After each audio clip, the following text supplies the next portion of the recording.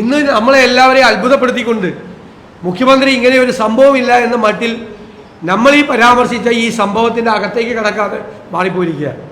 അതേ PSCക്ക് ഒരു കുഴപ്പവും പറ്റിയിട്ടില്ല എന്നാണ് പറയുന്നത്. എന്തിനാണ് പിന്നെ പോലീസ് വിവരശേഖരണം നടത്തിയത്, മൊഴിയെടുത്തത് ഈ ഡോക്ടർമാരുടെ ദമ്പതികളിൽ നിന്ന്? എന്തിനാണ് പാർട്ടി സംസ്ഥാന സെക്രട്ടറി ശ്രീ ME ഗോവിന്ദൻ ഈ ഗുരുതരമായ ആരോപണം പാർട്ടിയും സർക്കാരും പരിശോധിക്കും എന്ന് പറഞ്ഞത്? എന്നിട്ടിപ്പോൾ മുഖ്യമന്ത്രി അതെല്ലാം തേച്ചു മായ്ച്ച് കളയാൻ വേണ്ടി ശ്രമിക്കുകയാണ്. മുഖ്യമന്ത്രി ഈ സാധനം ഒതുക്കാൻ ശ്രമിക്കുമ്പോൾ വീണ്ടും സംശയത്തിൻ്റെ കാര്യം, വീണ്ടും സംശയം വർദ്ധിക്കുകയാണ്.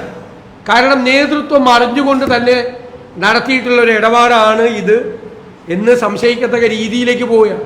അതുകൊണ്ട് പലരും രക്ഷിക്കാനുള്ള തത്രപ്പാടിനിടയിലാണ് മുഖ്യമന്ത്രി ഈ കോഴ വിവാദം ഒളിച്ചു വയ്ക്കാൻ നോക്കുന്നത്. പാർട്ടിയിൽ ഇത് അങ്ങാടിപ്പാട്ടാണ്. പാർട്ടിയിലെ മുഴുവൻ ആളുകൾക്ക് അറിയാം. നിങ്ങൾക്ക് എല്ലാവർക്കും അറിയാവുന്നതുപോലെ പൊതുമരാമത്ത് മന്ത്രി കൊടുത്ത പരാതിയിൽ കോഴിക്കോട് പാർട്ടിയിൽ ഒരു കോക്കസ് ഉണ്ട് എന്ന് പറഞ്ഞിരിക്കുന്നു. കണ്ണൂർ പാർട്ടി വിട്ട ആളുകൾ അധോലോക സംഘമാണ് പാർട്ടിയെ നിയന്ത്രിക്കുന്നതെന്ന് പറയുന്നു.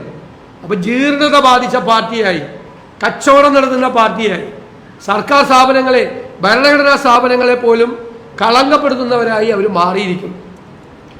അപ്പോൾ ഈ CPM ഇതാണ് ചെയ്യുന്നതെങ്കിൽ ഘടകകക്ഷികൾ അത് തന്നെ ചെയ്തുകൊണ്ടിരിക്കുകയാണ്. ലക്ഷക്കണക്കിന് ഉദ്യോഗാർത്ഥികൾ പ്രതീക്ഷ അർപ്പിച്ചിരിക്കുന്ന സ്ഥാപനമാണ് പബ്ലിക് സർവീസ് കമ്മീഷൻ. ആ സ്ഥാപനത്തിൻ്റെ വിശ്വാസ്യത മുഴുവൻ തകർക്കുന്ന ഈ നടപടിയാണ്. അതുകൊണ്ട് ഞങ്ങൾ സമരത്തിലേക്ക് പോകും. ഈ കേസ് അന്വേഷിച്ചേ മതിയാവും. ഈ കേസിൽ ഉത്തരവാദികളായ ആളുകളെ നിയമത്തിൻ്റെ മുന്നിൽ കൊണ്ടുവന്നേ മതിയാവും.